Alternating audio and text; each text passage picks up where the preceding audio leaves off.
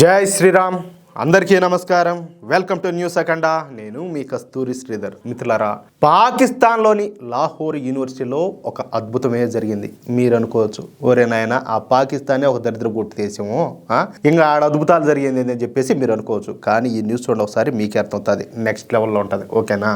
పాకిస్తాన్ అనేది ఒక తీవ్రవాద దేశం అని చెప్పేసి మన దేశంలో చిన్నపిల్లలను అడిగినా కూడా టక్కమని చెప్పి సమాధానం చెప్తారు. పాకిస్తాన్లో తీవ్రవాద సంస్థలు, జిహాదీ సంస్థలు వందల సంఖ్యలో ఉన్నాయి. అంతేకాకుండా ఈ పాకిస్తానీలు అంతా కూడా దాదాపుగా రాడికలైజ్ అయిపోయినారనమాట.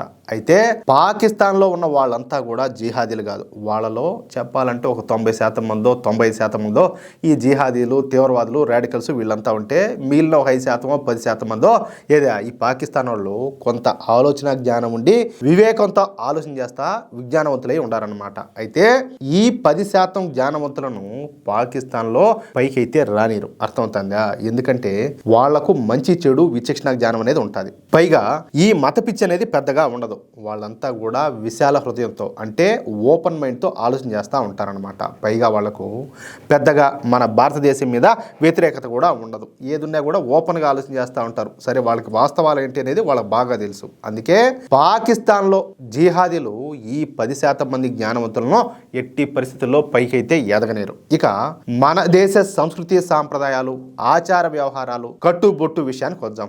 ఇప్పుడైతే మన దేశంలో రకరకాల భాషలన్నీ ఉన్నాయి, కానీ ఒకప్పుడు మన దేశంలో ప్రధానంగా ఒకే భాష ఉండిందనమాట. అదే సంస్కృతం. దానినే రాజభాష అని కూడా అంటారు. ఎందుకంటే ఈ భూప్రపంచంలో పుట్టినటువంటి మొట్టమొదటి భాష మన సంస్కృతమే. అందుకే అన్ని భాషలకు కూడా మన సంస్కృత భాష ఒక గాడ్ ఫాదర్ లాంటిదని చెప్పుకోవచ్చు. అంతేందుకు, మన హిందీ భాష లాగానే ఇప్పుడు ఈ ముస్లింలంతా కూడా ఉర్దూ మాట్లాడుకుంటూ ఉంటారు కదా, ఈ ఉర్దూ భాష కూడా మన సంస్కృత భాష నుంచే వచ్చింది. ఇక మన దేశంలో నరేంద్ర మోడీ గారి పాలన ప్రారంభం అయినప్పటి నుంచి మన సంస్కృత భాషకు మళ్ళీ జీవం అయితే పోస్తున్నారు. సంస్కృత భాషకు గొప్ప ప్రాముఖ్యతనిస్తా సంస్కృత భాషను ప్రోత్సహిస్తున్నారు. అంతేకాకుండా మన రామాయణం అలాగే మహాభారతాలకు గొప్ప ప్రాధాన్యతనైతే ఇస్తా విశ్వవ్యాప్తం చేస్తున్నారు. దీంతో ఇప్పుడు మన సంస్కృత భాషకు అలాగే మన రామాయణానికి అలాగే మహాభారతాలపైన ప్రపంచ ప్రజలకు ఆసక్తి అయితే పెరిగింది.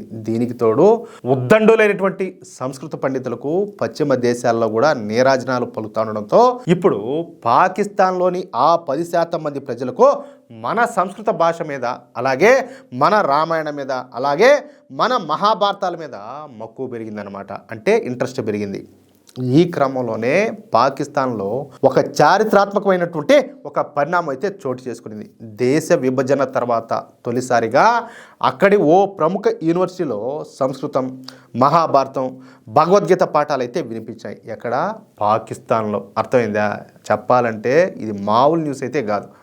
లాహోర్లోని యూనివర్సిటీ ఆఫ్ మేనేజ్మెంట్ సైన్సెస్ సంస్కృతాన్ని అధికారిక కోర్సుగా ప్రారంభించింది. 3 నెలల పాటు నిర్వహించినటువంటి సంస్కృత వర్క్షాప్కు విద్యార్థుల నుంచి ఊహించినటువంటి స్పందన రావడంతో దీనిని పూర్తి స్థాయి కోర్సుగా మార్చినట్టు వర్సిటీ వర్గాలన్నీ కూడా తెలిపినాయన్నమాట. 2027 నాటికి ఇది ఏడాది కోర్సుగా మారనున్నది. ఇందులో భాగంగా విద్యార్థులకు భగవద్గీత శ్లోకాలు అలాగే మన మహాభారతంలోని కథలను అయితే బోధించనున్నారు. ఈ పరిణామం వెనక ఫోర్మాన్ క్రిస్టియన్ కాలేజ్ ప్రొఫెసర్ అయినటువంటి షాహిద్ రషీద్ కృషి ఉన్నదని చెప్పేసి ది ట్రిబ్యూన్ తన కథనంలో అయితే పేర్కొనింది. సంస్కృతం అనేది దక్షిణాసియా ప్రాంతాన్ని కలిపేటటువంటి భాష అని, ఇది ఏ ఒక్క మతానికి కూడా పరిమితం కాదని చెప్పేసి ఈ రషీద్ అయితే వివరించాడు. సంస్కృత వ్యాకరణ పండితుడైనటువంటి పాణిని జన్మించినటువంటి గ్రామం కూడా నేటి పాకిస్తాన్లోని ఖైబర్ పఖ్తూన్ఖ్వా ప్రాంతంలోనే ఉండదని చెప్పేసి ఆయన గుర్తు చేశారు. అర్థమవుతుందా? మొదట్లో సంస్కృతం నేర్చుకోవడం కష్టమని విద్యార్థులంతా కూడా భావించిన ఉర్దూ భాష పైన దాని ప్రభావాన్ని తెలుసుకొని అంతా కూడా ఆశ్చర్యపోయారని చెప్పేసి ప్రొఫెసర్లంతా కూడా చెబుతున్నారు. మరో 10-15 ఏళ్లలో పాకిస్తాన్ నుంచే భగవద్గీత అలాగే మహాభారత పండితులు తయారవుతారని చెప్పేసి మరొక ప్రొఫెసర్ అయినటువంటి ఆలీ ఉస్మాన్ కాస్మీ ఆశాభావం వ్యక్తం చేశారు. చూడండి, అదే చెప్పేది ఏంటంటే ఏదైనా కూడా వాస్తవం ఏంటన్నది ఓపెన్ మైండ్తో ఆలోచన చేయాలి. అప్పుడు ఇలాంటి విషయాలన్నీ కూడా ఖచ్చితంగా ఒప్పుకుంటారు. అలాగే ప్రతి ఒక్కరితో కూడా పంచుకుంటారు. అవునా కదా? సంస్కృతం నేర్చుకోవాలనే తన నిర్ణయాన్ని ప్రశ్నించే వాళ్ళకందరికీ కూడా డాక్టర్ రషీద్ ఘాటుగా సమాధానం ఇచ్చాడు. మనం ఎందుకు సంస్కృతం నేర్చుకోకూడదు? సంస్కృత వ్యాకరణవేత్త పాణిని నివసించేటువంటి గ్రామం ఈ ప్రాంతంలోనే ఉండాలి. సింధులోయ నాగరికత సమయంలో ఎన్నో రచనలు ఇక్కడే జరిగినాయి. సంస్కృతం చెప్పాలంటే ఒక పర్వతం లాంటిది, ఒక సాంస్కృతిక స్మారక చిహ్నం అది. ఇది మనకు చెందింది. ఇది ఏ ఒక్క మతానికి మాత్రమే పరిమితం అయితే కాదని చెప్పేసి ఆయన ఉద్ఘాటించాడు. దక్షిణాసియా ప్రాంతంలో ప్రజలంతా కూడా ఒకరి సంస్కృతిని సాంప్రదాయాలను నేర్చుకోవడానికి ప్రయత్నం చేస్తే మరింత సామరస్యం నెలకొంటుందని చెప్పేసి ఆయన అయితే తన అభిప్రాయాన్ని అయితే వెల్లడించాడనమాట.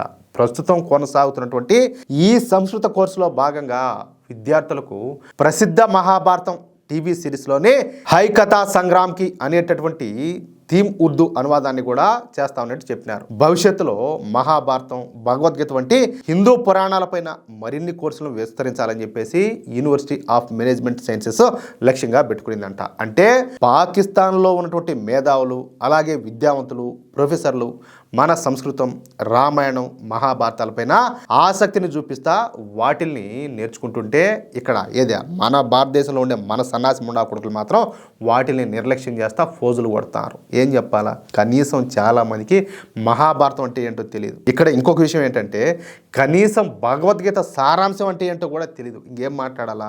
ఇక్కడ ఇంకొక విషయం ఏంటంటే కేవలం ఒక్క పాకిస్తాన్లోని యూనివర్సిటీలో మాత్రమే కాకుండా బ్రిటన్, జర్మనీ లాంటి దేశాల్లో కూడా మన సంస్కృత భాషను వాళ్ళ యూనివర్సిటీలలో అధికార కోర్సుగా చేర్చున్నారు. అంటే మన సంస్కృత భాషకు మళ్ళా పునరుజ్జీవం వస్తుందన్నమాట. అది విషయం అర్థమవుతుందా?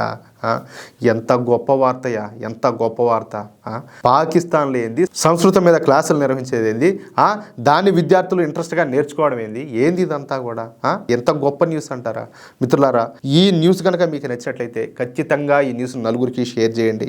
అలాగే ప్రతి ఒక్కరు కూడా మీ యొక్క అమూల్యమైనటువంటి అభిప్రాయాలను కామెంట్ రూపంలో తెలియజేయండి. ఇంకో విషయం ఏంటంటే ఇంతవరకు మీరు కనుక మన ఛానల్ను సబ్స్క్రైబ్ చేసుకున్నట్లయితే ప్రతి ఒక్కరు కూడా మన ఛానల్ను సబ్స్క్రైబ్ చేసుకోండి, సపోర్ట్ చేయండి ప్లీజ్. జై శ్రీరామ్, జై హింద్.